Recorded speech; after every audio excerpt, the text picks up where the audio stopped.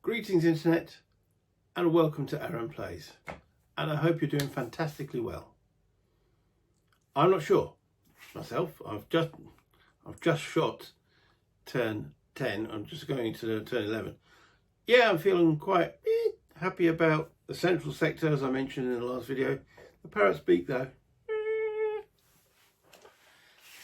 could go either way, but let's go down and have a look what's happening on the board.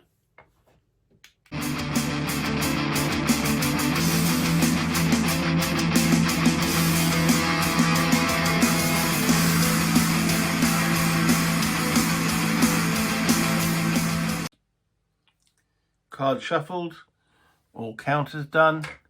Japanese have now got full range of their actions.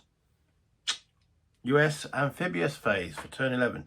New things happen on turn 11 as well, is these two phases are now available.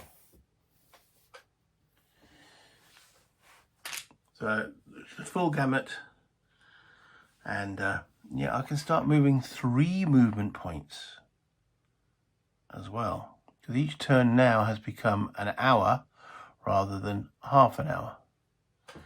So the actual time is 14:30, so 2:30, 2:30 afternoon on the first day. Okay. US amphibious, there's no extra reinforcements coming in. So there's only one unit that is still at sea, as it were. And we're going to move him into that beach hex there. That's it. That's the amphibious phase. We now go to the random event. Let's have a look what we get. We're now 2-16. Place a hero marker on any US unit and add a depth marker to one Japanese unit. Useful. Another hero. Starting to run out of these dudes. And this one's name is, and this is where I have to use one of these, Bordelon. Okay. Where to place him? First thought is here, but that's not where I'm making progress. Here we need to pull back.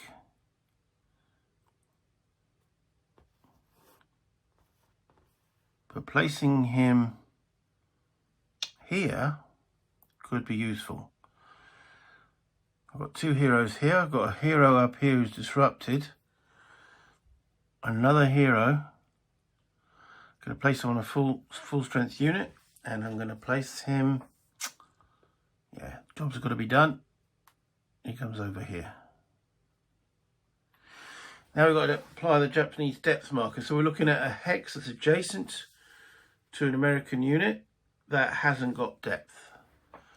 And I think all hexes adjacent to American units have got depth. So then we look at a hex that's within 2 hexes that doesn't have depth. And then we put, so that one's within 2.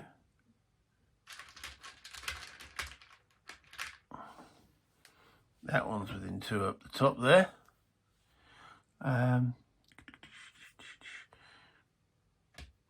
Ooh. That one's within 2 without depth. No. That one there, yeah, he's within 2 without depth. So it's one of those 4 hexes. The next step of determination is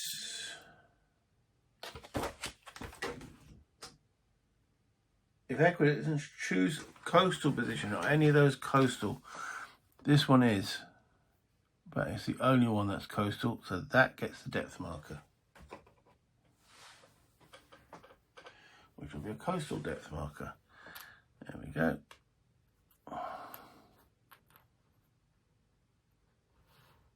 And then we can remove all these pink cubes. Okay, so that was the event card done. The Japanese fire phase. Okay, And the card is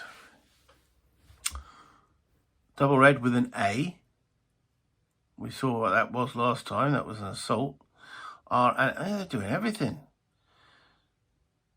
Okay. So, and the circle. Again, I'll keep the card at the top here. As you know, we now move this across because we start always on the right. What's up? Okay, double red. Yeah, it's a double red. And it says A. Oh, are they coming in for me again? Double red with an A. It's a coastal position. Interesting. Occupied with a US field of fire. It's just a fire. It's not good because I'm still in the intensive fire. Still an unrevealed Japanese unit, so they're both going to take a step loss. Inland positions is the assault. Yeah, step loss. Oh man, this is getting nasty. And step loss. I know for next time, don't go into intensive fire zones. Well, the Japanese unit was single one, I think, when I went in there. So he's now double, and that's where it's causing the losses. He got reinforced, didn't he? Yeah. Cheeky bugger. So, they're both disrupted. Which means they're not going to get out of there. Right. Double red, double red, double red. We have a double red here. Again, it's a coastal, so the A is effectively a fire. That's a good point. Any other? Red with an A. Artillery fire on an occupied. No US units in field of fire. And unoccupied. Right, okay. Let's go back. Sorry. That's an unoccupied hex. And Japanese communication within 2 hexes of a US unit. No, it's not. Okay, so no need to go back there. Right, so we're looking at this again. Coastal position, occupied, it fires. And we're looking at circles. Steady fire zone, no circle. Steady fire zone, no circle. This unit is just out of its field of fire. Oh, it's on the beach anyway. Yeah, okay. Still no circles. There's a circle there, but it hasn't got a red symbol. Got away with that one. All right, moving along. Remember, it's got to be a double hex. This has only got 1 unit in it. Oh dear. Oh well, I saw that. What can I do? Change it. Yeah, change it with a hex I might never go into combat with. That's coastal. That's an inland one anyway. Oh, can't do that. Oh, that's a... Darn it. That's coastal. Okay, so I can swap those 2 over.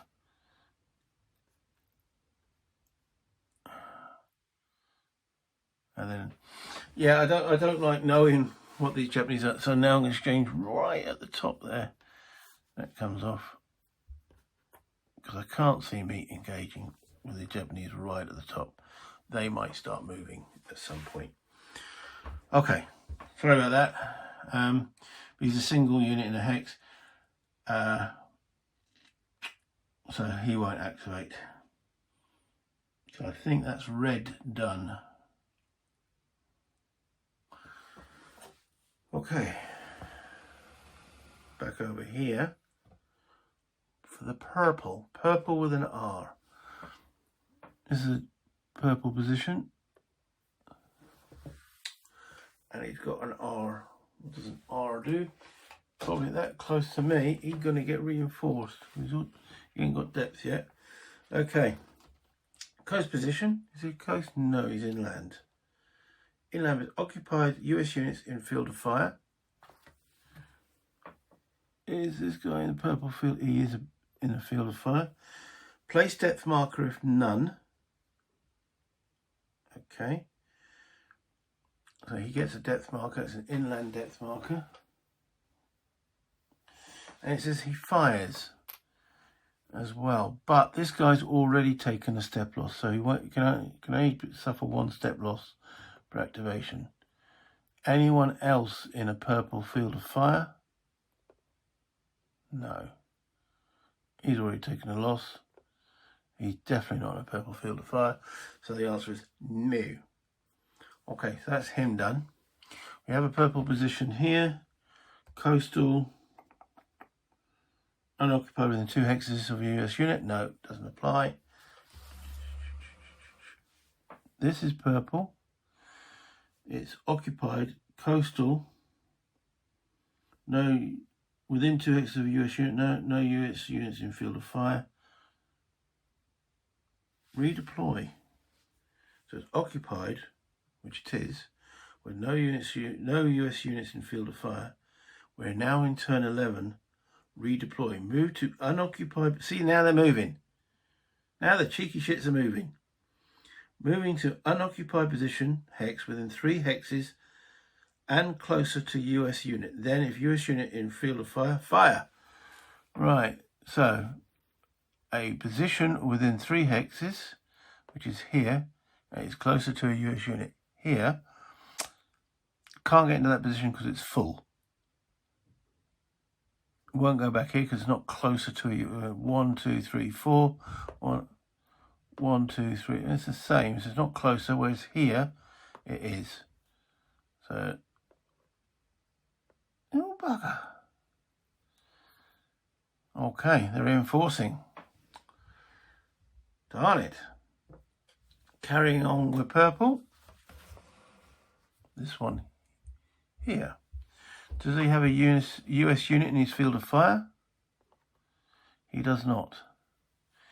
He's inland, so he's not. Okay, so it's an occupied. No US units in his field of fire. Just double check. No. Move to unoccupied position within 3 hexes and closer to a US unit. Unoccupied position with 3 hexes. No. So it's there, but that's not closer. He's closer. So I think he will remain where he is. It says then fire. Well, he's got no one in his field of fire, so no target there. Okay. Purple at the top here. Coastal. Occupied. No US units in field of fire. None. Redeploy. Move to an unoccupied position within 3 hexes and closer to US unit. So this is the closest to US unit. And then fire. Okay, so he could 1, 2, 3. Now, does he move there or there? There is closer to the US unit. I think I'm just going to double check the rule on that one. Okay, he moves, he's got to be a different colour. So he wouldn't move to there, he would ideally move to a different colour and then the closest. So he will move to there. And then conduct fire, if he can. But you can't, there's no brown in that hex. There's no brown from that hex either, to be honest. Wonder why that is. Interesting. Maybe not such a good firing position from there. I mean, it's sitting right in the middle of the airfield. Okay, so that's purple there. There is one purple over here. Now he is, I'm sure that's an inland position. Inland position, yeah. Inland position with an R. Occupied, no US unit field of fire, redeploy. Move to unoccupied position, hex within 3 hexes and closer to a US unit. So I believe if I go here, he'll move down into the brown.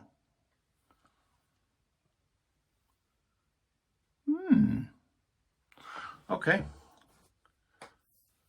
And now back over for the blue. Yay. Which is M.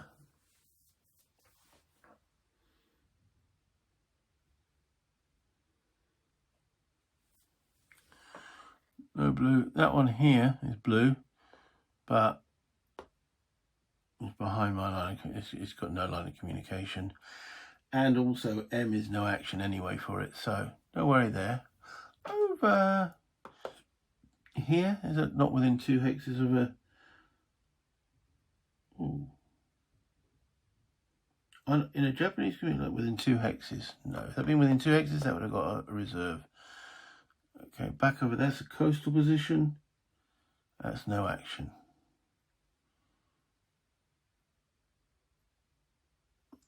Nice, occupied. Mortar fire. Sorry, mortar fire. Any US units within 4. 1, 2. Now we're just out of range of their mortars. Okay, over to here. We have a tank. That's blue. With an M. What an M. Multiple fire. Fire if a US unit in field of fire. And if US units remain in a field of fire, fire against as a separate action. Fire again as a separate action. Okay. So, as we've determined, that is in its field of fire. Because blue's in that hex and always gets one further, but the symbol is incorrect. So no effect. It's got no other targets. That blue is from that one. There's a blue in here. There is. From this 1 hex further is here. But again, it's not the right symbol. Okay. Because it's not an intensive fire zone. So that tank does nothing. Cool. We've taken this blue position. These blue are mine. So the next blue is this one. And that's within 2 hexes of a US unit and it's coastal with an M. Are we in its field of fire? Field of fire? Field of fire. The answer is no. There's no blue dot in that hex. So therefore, we look, it's mortar fire. Occupied no US units in field of mortar fire. Hit US units with indicated target symbol within 4 hexes, otherwise no action. Okay, so it's a circle, so there's no action, no effect on there. Within 4, 1, 2, 3, 4. There's no circle there. 1, 2, 3, no circle there. 1, 2, 3, 4. No circle there. 1, 2, 3, 4. No circle there. Got away with it. Okay. That's that. There's no artillery on that card, so that's the Japanese fire finished. Okay.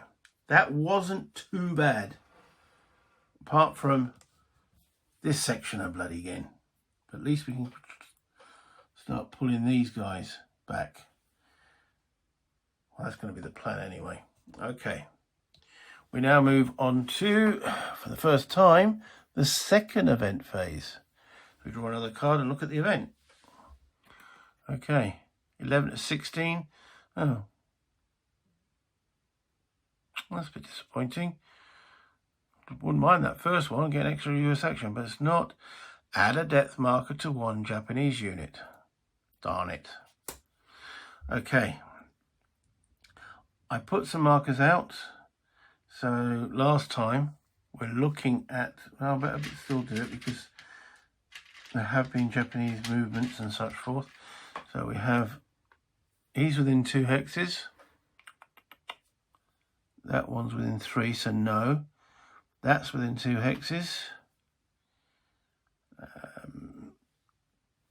Everyone over here has already got depth. So we're looking at those 2. Anywhere else within 2 hexes that hasn't got depth? No. Okay. So from those 2, we're looking at, neither of them are coastal, so no. The next step in the deduction is within the position type, which they are, the lowest ID number. Okay, so the number on this is 7, and the number on this is 3. So this unit here gains the depth. So, no, he was already there, wasn't it? There was one unit, yeah, got the other 3. So he gains depth from that second event. Thanks, guys. Inland depth. And in it goes. So they know I'm coming for them. Reinforce. Okay, that's the event. We then move for the first time to the US Engineer and HQ phase. Okay, we need to go through what happens here.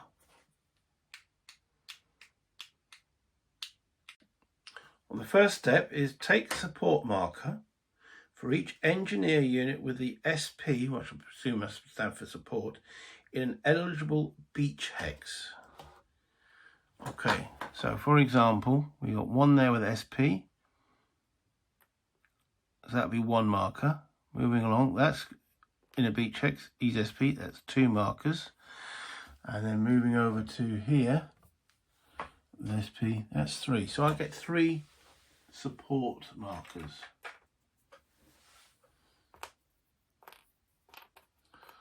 We'll just go through what I can do with those soon. Of the engineers I've lost, which is very frustrating, there are 1, 2 with SP on them. Yeah, maybe bad play. Maybe I'll remember that next time I play. But yeah, okay, so I've got 3 support markers. Spend support markers to place garrison markers in eligible position hexes or remove disruption markers from US units. That's useful. Let me just double check. Can I do that on those 2? Okay, we've got a bit of contradiction between the actual play chart and the rule book. Because the play chart says take support marker for each engineer unit with SP in an eligible beach hex. The rule says US engineer units marked with SP support your forces by providing support markers. During the US engineer and HQ phase of each turn, you receive 1 support marker for each engineer unit with support capability in a hex from which it can trace US communications and not in an enemy field of fire. So it's not a beach hex. Do I have any other well, I've been shattering my engineers, haven't I? Have I got anything more forward engineering wise? I did move an engineer in here, but he doesn't have SP capability. I don't think I've got any engineers way up at the top of the map board. No. And no more engineers down in the Parrots Beak. So at 3 anyway, but it's interesting there's a contradiction there. I'm more inclined to follow the rule book than a quick road sheet. What can I do with these things? Right, okay. So you may spend support markers to benefit your forces in any of the 4 following ways. I can place a garrison. So I could flip one of these counters over to its garrison side and place that. What does a garrison do? To establish a garrison, other than just flipping it over, it's got to be occupied by or adjacent to a US unit, so I could place it there or there. It's got to be not in a field fire of a Japanese unit, and yeah. So that would mean that these would then become victory points if I use them as garrisons. The other thing I could do with it, remove disruption from a US unit. So I could spend that one and that one to get those undisrupted, which means I can move them away. Because they're adjacent to the HQ, they'd become active. So that's a potential option. To enable a US unit to perform an action for free. So in other words, it becomes another one of these.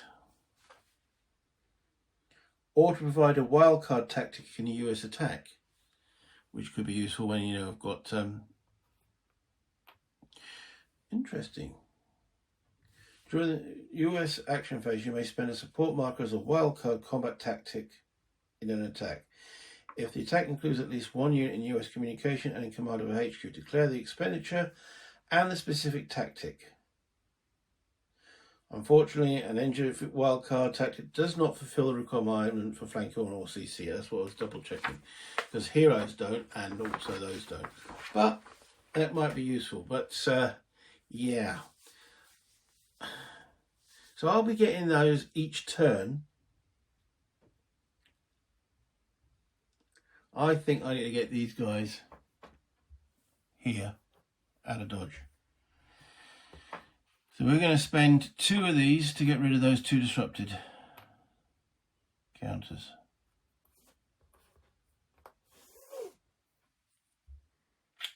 And then my third one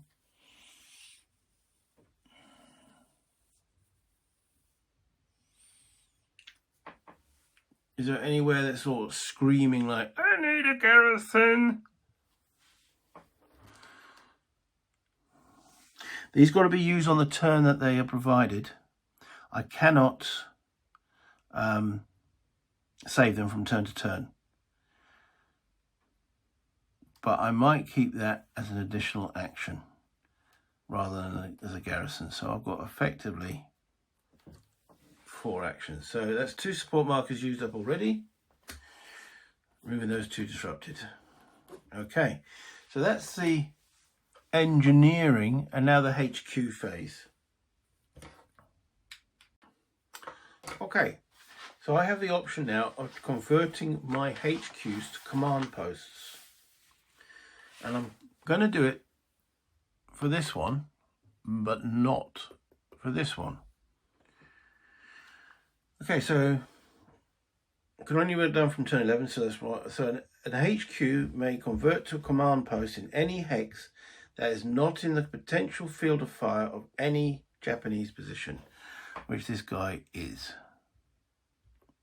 But this guy over here is not.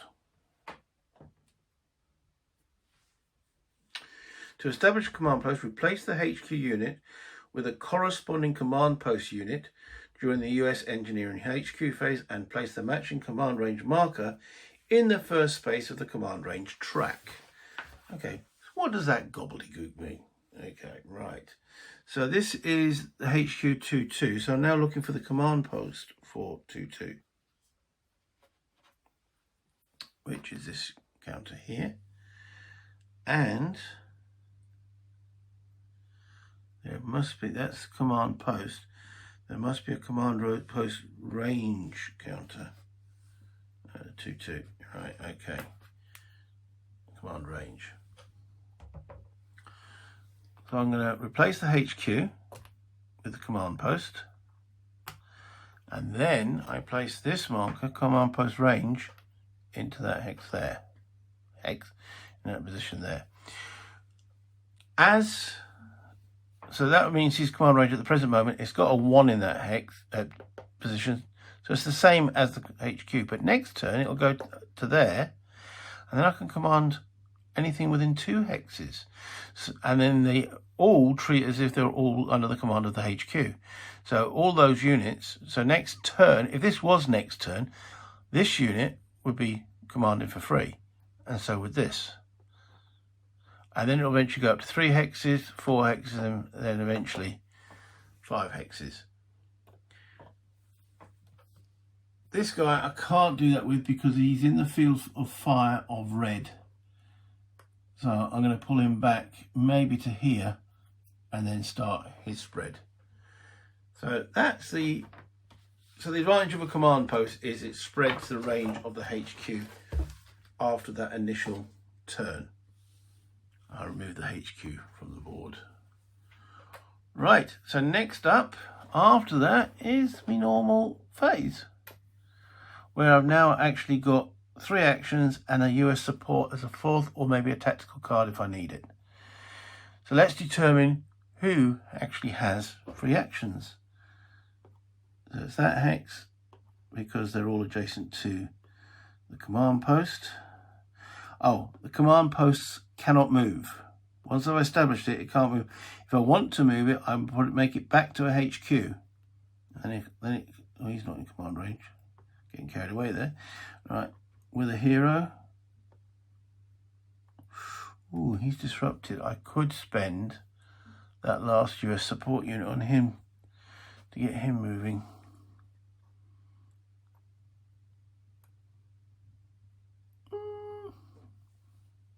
No, I think I'm okay there. These guys, because I've got heroes on them, over here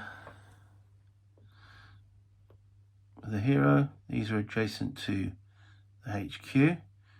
As I said, I'm planning to get out of dodge here.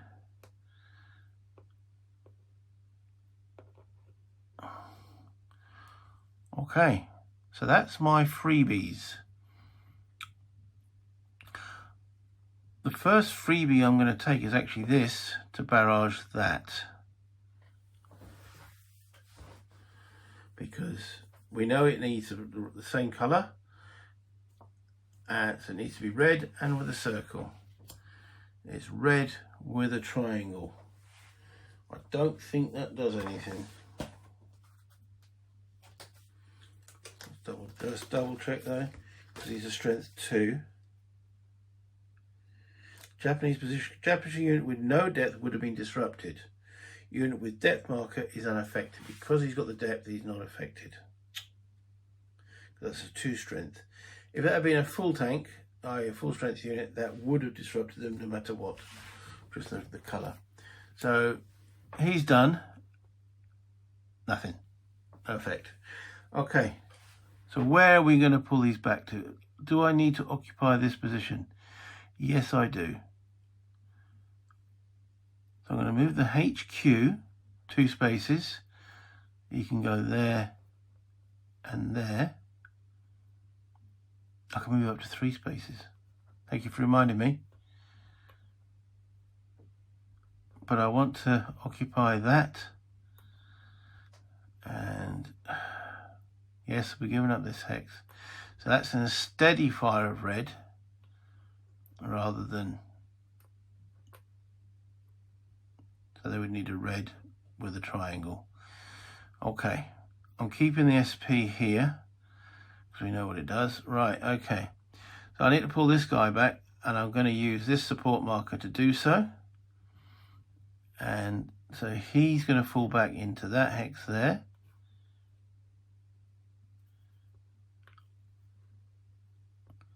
And these guys, the artillery is destroyed. Whoops. I'm going to also fall back into that hex there. Right, we know the heroes with that unit. He doesn't change unit. But, let's keep Ryan on top. But he can activate both units. Okay, so that support marker is also gone. And that is everything I really want to do in that Parrots Beak. I'll keep the unit on the beach, the engineer. Let's move over to what's happening now in the central sector. Ooh, so we've got this guy here now. So we could do a fire attack on that unit to try and disrupt them, and then move other units up close.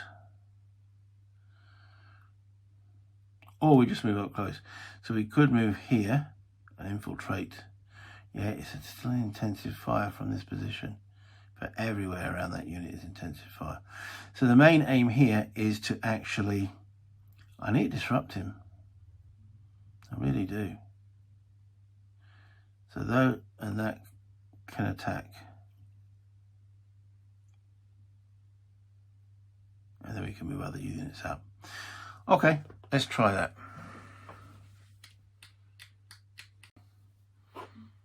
Okay, so we're firing from here. You've got a range of 2. There had to be a unit adjacent, which is him.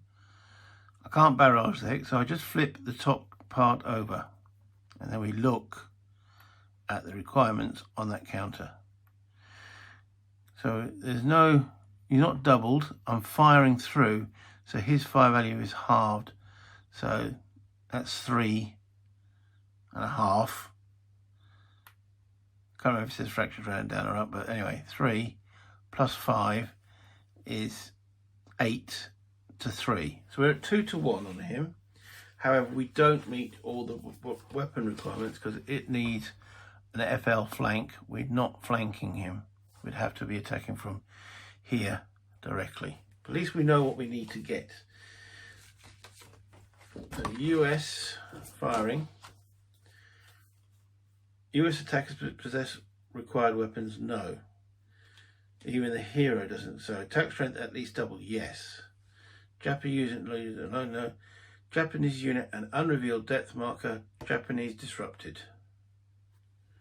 Okay, that's the main thing. He's disrupted. That means I can approach him without being fired at next round.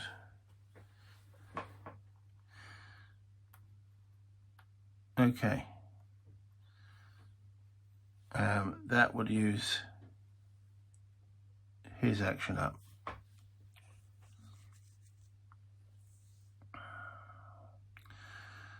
Okay.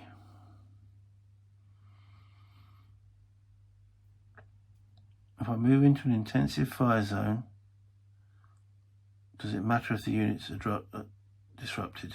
I better just double check that rule. Okay, so I can move up to 2 hexes on land, which we now know is 3 because it's turn 11. A unit starting its turn on the land hex may move 1 or 2 hexes in any direction on land, and a unit must end its move if it enters a hex in the intense field of fire of a non-disrupted enemy position, or a hex adjacent to an enemy unit even if disrupted. So I can move, and we know it's now 3 hexes because we're after 11, after turn 11 or higher. So this unit could move here because it's an intensive fire of, the only one that's still activated, but as a Japanese, is the green, and he's disrupted. Cool. Can't go in, well, I could go in here because I would end the move because of the purple, and that would then establish the flanking for next turn. So let's do that. So that is a US action,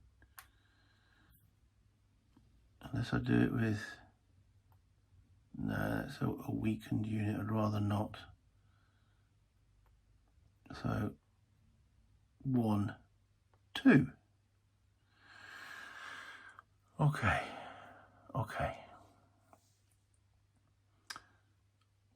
I need to start bringing stuff this way. So I'm doing that from here. So we've got the 8-3 will move, and we know we can move 3 as long as, so it's 1, 2, 3.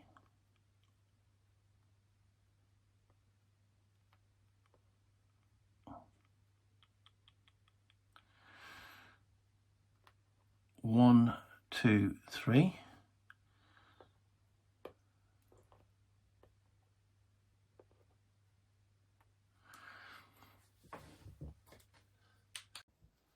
Okay, anything else? We're going to keep the SP unit in here for the time being. We need some engineers over here, so that will be, I reckon I've got to come here. There's a waterway right up to the corner, so I reckon I've got to go 1, 2, 3 to this. At least we're occupying that position. This tank, well, 1, 2, 3. Can go through there.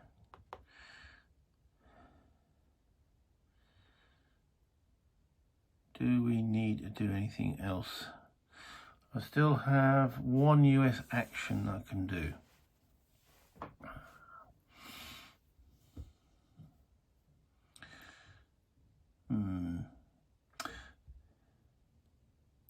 So I need to start coming this way a little bit. So we are going to, and in here we have, yeah, he's quite weak. So we'll have him as a garrison. So these guys will go into there. Do I want to go in there? Might as well. Yeah, 2 to there. So we've got the engineer. Oh, no, wait a minute. Moving the engineer would actually want 2 for the US unit. That's with the hero. If I want to move the engineer, I'd have to do the action.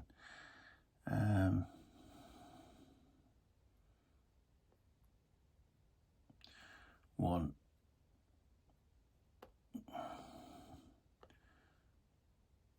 2 to there. He's just moved there. Okay. Do I want to move this engineer up? But I want to keep that position occupied. Nothing else can get there.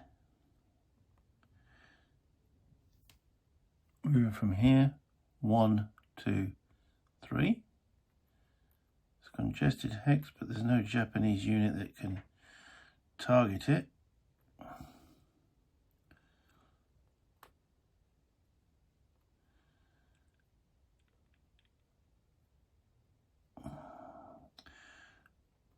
Right, if I move this unit, I can move them up to here.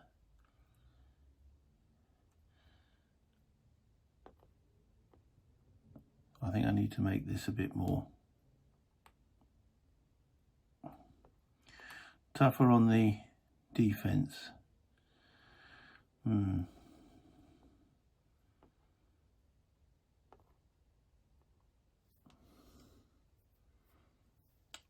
Okay, let's move this guy 1, 2, 3 into here.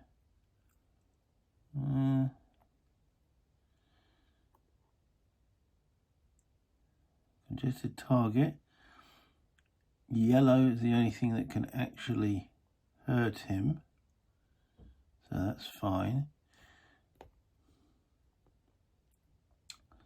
HQ, the command post can't move. So I've got one unit that can. I think I want to go in here. As it's empty. It's not an intensive fire of any place. Neither is this hex or this hex, other than that empty abandoned Japanese position. And we could send the tank into it. Could even send this infantry into it.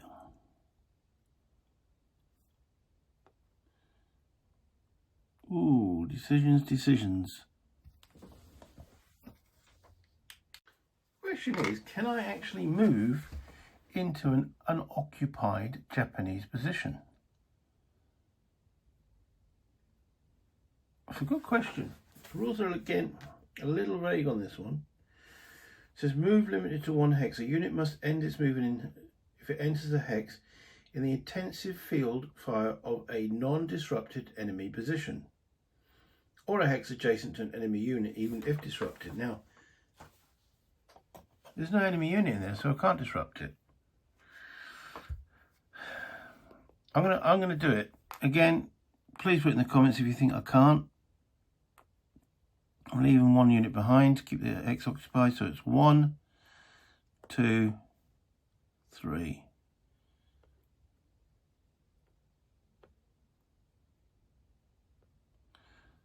And that's as far east. I don't know that one. She's always got to put her foot in. I should have switched her off. Sorry, guys. Okay, that leaves that position empty, but we'll get something to fall back into there one of my one-step units at some point. Maybe this guy at some point. But can't do it all. So that's the 3 US actions done around here. For the first time in a long time, no close combat. I'll pull back over there, which I'm happy with. And we're starting to encroach this way, which I'm happy with.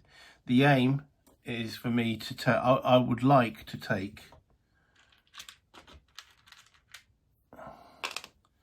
that position, obviously that position,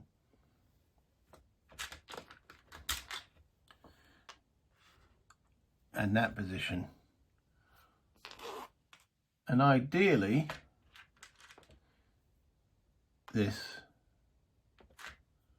and run out of green. There we go. Those positions there. That'll give me a solid front here. So I'm not too bothered about expanding that. If I do, I do. If I get spare actions, but that's the aim. Because if I can take that back to there, that should be enough to win the game. As long as the Japanese don't do anything really nasty. Stop the camera, because here now I've taken, you know, I've got units in the hexes. Not that one, I'll put a garrison in there soon. So yeah, so the aim is to take those two, these two, and maybe all 3 of those hexes there. That gives me the 3 positions that's firing, coastal positions that's firing onto the southern map edge. That's the aim. Alright, have I got any disrupted units that I need to clear up? So it's that one. Move the US action tokens. That's 2, there's the 3rd one there. Disrupted that, that was useful. Yeah, let's remove these.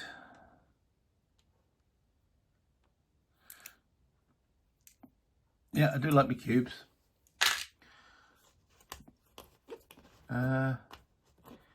Okay, so we'll put that now onto turn 12 to start. Ready to start turn 12. There was not many cards drawn that round actually. That might be because there's no close combat. There's actually only 4 cards in the discard pile. So I think the draw pile might be slightly larger, which means of course no shuffle. Let's remove the disruptions. Put the phase marker back to the beginning. And yeah, that's turn 11 complete. Let's go back up to the top. Those support counters definitely help. And if I'd remembered that it was only the SP ones that counted, I might have done quite a few of the earlier moves slightly different with the engineers. Now I've only got 3 now, because there should be potentially 5. Lesson learned for whenever game 4 of this will be. And that's what is nice about this game as well, is that it's infinitely replayable. Because you obviously where the Japanese units start is all random. I mean the hexes aren't, but the units that's in them is. Then you've got the cards themselves having 3 different things on them, so the strength of the landing is going to be different every time. Where it starts off well might not end up well. I mean, I was doing really well at the Parrot Beak, but now it's got, they're all letters available. I'm getting hit there. That's why I had to push back. Pull back, not push back, pull back. So the Japanese are definitely toughening up as we go into the latter part of the afternoon. So yeah, thoroughly enjoying it still, and I hope you guys are too. Remember to let me know in the comments anything that I make mistakes with, errors, observations, whatever you want to have a chat about, bring it on. But until next time, enjoy your games, have fun playing them, and get this one if you haven't got it. That's all I can advise. Bye, Internet. and it's now doing its difficult